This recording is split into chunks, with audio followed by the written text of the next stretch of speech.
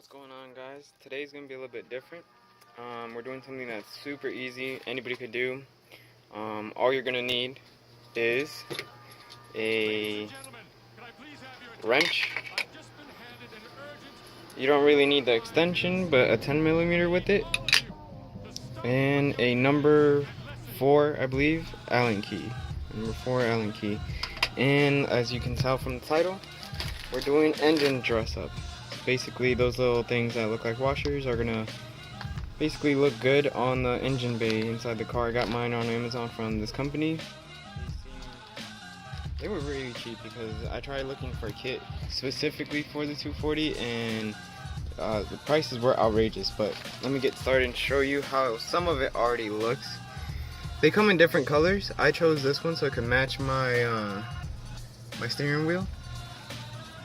I even found that random hole and it's just perfect. You just gotta measure around. What they say when I bought them, what the description said was that any 10mm bolt would work. So you just gotta take these old ones out. See how they just blend in, nothing too fancy.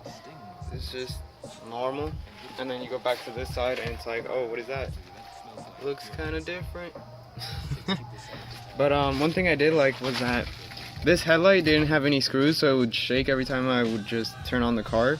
And they actually fit in there because the bolts that hold it in were 10mm. And I mean, you can already tell how it looks good. It just makes, it's small detail, you know? I mean, look at this side. You know, it's just all a headlight and a bolt holding on. And this side's like pretty cool. Alright, so underneath it, let me see if I could get a good example.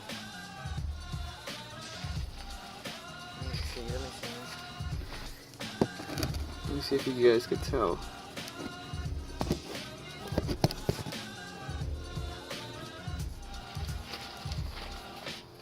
Alright, so hopefully you could tell.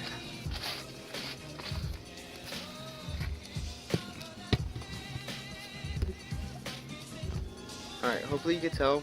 But if you notice how the back part of this has like a little square to it, that's what you basically need to make sure that the bolt is actually going to be secure. Because if we, for example, we just use like a hole like this that has nothing to support it, it's just going to shake, rattle, it's not going to hold on to each other. So make sure that it has like a bottom thing square, or like this one, where you can actually, not on camera, but you could tell in person that it has like, I forgot what these are called. But basically, so it could just screw in, like, look how easy that is. Just grab your Allen key later.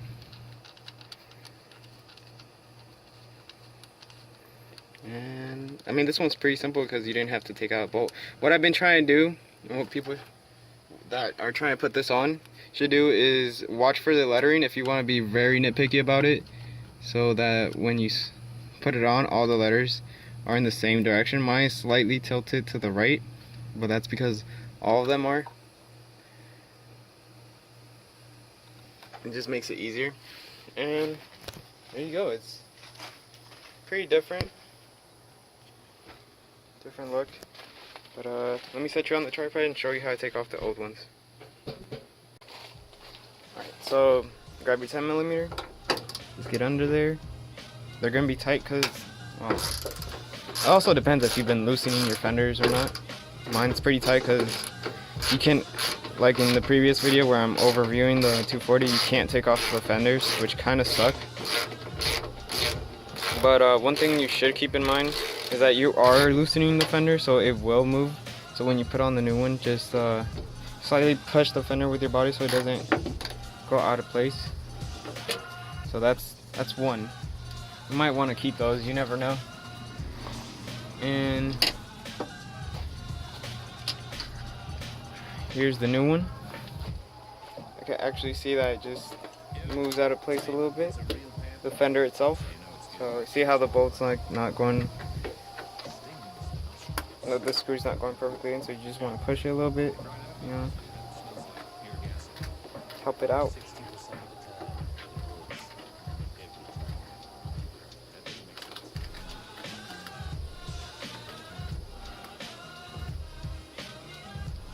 watch out for that sign. Slightly to the right, and just make sure it's tight. Don't go too tight on it, you don't want to strip the whole thing. And there you go. And trust me, that makes a big difference. From this to that, I mean, pretty sure you guys could tell that looks already good, way better. And some of the things that some of the bolt areas you want to change are, like I said, the headlight ones, the fender ones. If you find like random holes like how I've been finding that have no you know, bolts or anything in it, but the actual thing does go in, then go ahead and just like stick it in like this one. Like nothing's there, but I'm still gonna stick in one of the new ones. And you can actually change these out as well, the ones that hold the hood. Be very careful with that because you do misalign your hood. Just keep that in mind. And I actually bought 2 of these. Should be enough because 10 of them come in a pack, but I think when you buy them it's a 20 piece, so they send you 2 of these already. And I bought them for about, like, I want to say $15.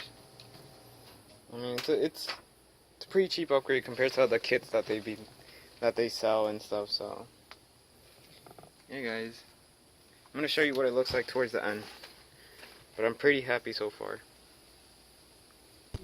Alright guys, so this is a very common thing with 240s. You just get in this engine bay and you're like, what had to happen that whoever owned this car before had to, or like what, I don't want to blame the owners, but what happened? How did you mess up that you put the bolt in first and not the headlight and then the bolt? So I'm kind of struggling with that. I just lifted it up, trying to take that out. But yeah, I just wanted to add that in. With 240s, there's actually nothing easy to do. But yeah, I mean, you should know that this should happen in a 240, and I do. Just another heads up, if you are doing this on a 240, a Zenki specifically, maybe even a Cookie too, take off the front grille like I did, and basically you'll have more room to actually put it in there. All these small ones too, this is from the bumper retainer. If you feel like it, you could also change those out. Pretty much the same height as the other ones, if not smaller, so you can actually, you know, make it look, but those aren't even visible, so that's only if you feel like a big baller and wants to like change it up a little bit, you know. But yeah, let me get finished with this. Alright, so there it is. Here's the 2 on this side and the 2 on that side. So far it's already looking good, and this one's actually more adjusted better because where they had the bolt in wasn't even, you know, you saw what it was. From my previous videos, if you've seen it, how I super glued this little clip, it actually worked and I was able to pop it off, and now I'm going to put it back in and there's like no problems towards it at all. Like, pretty happy with that. You just gotta figure out where the holes are. Kind of hard with the camera, but I'm gonna pop that in, and still got a little bit more to go, like these empty holes. And I don't know about that one, if you want to replace that one or not, but I know over here I used to have an oil catch can there, but it was like the nastiest oil catch can you've ever seen. So probably take that out, take that little bracket clip off, and you know, got the hood left to do, and just gotta find more, see what else is out there. Alright, so I don't want you guys missing out on anything, and all the info that I'm getting out of this, basically. Remember how I told you this one was like, the hole was like, you had to push the fender that way to actually make the screw go in. Well, this one you had to push it outward to make that go in, so keep that in mind. Push and pull the fender to make these things fit. I don't know if you can tell, but it's kind of slanted a little bit.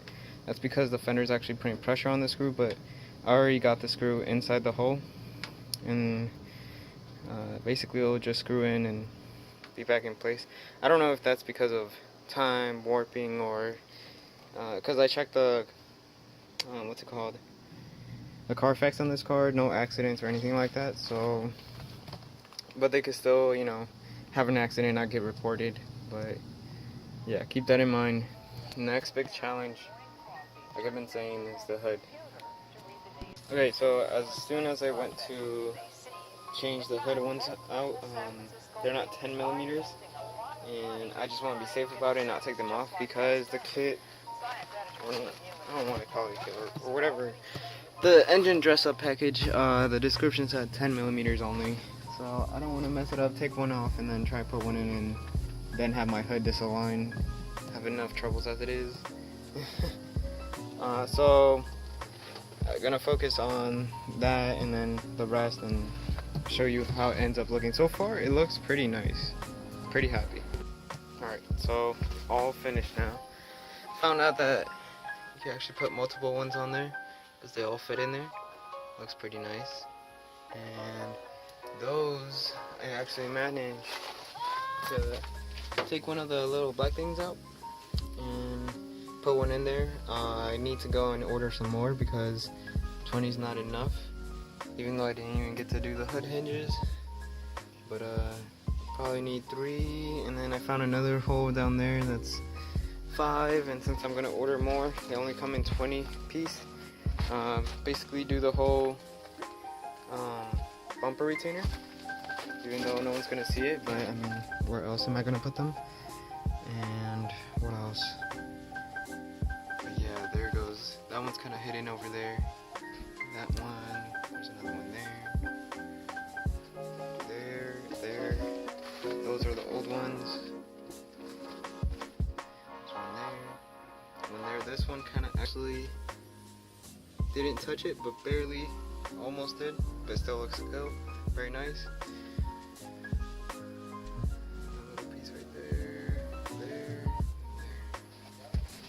Like I said, I gotta order some more, and you know. And as a side note, for the other videos, I did check my fuel pressure regulator, and it's fine. I'm still having a hard time turning the car on when it's cold, but it's only one time. After that, it's okay. So why is it so dark? Oop, that's pretty bright for you guys. So I'm starting to think it might be the fuel pump because that's the only thing I haven't checked, or the crank position sensor because it does have an S13 transmission and not a S14 one, so I don't have a place to actually put it in. So I could drill a hole, so I've been told, but I don't know how accurate it'll read after that. But other than that, if you guys enjoyed the video, like, subscribe, and peace.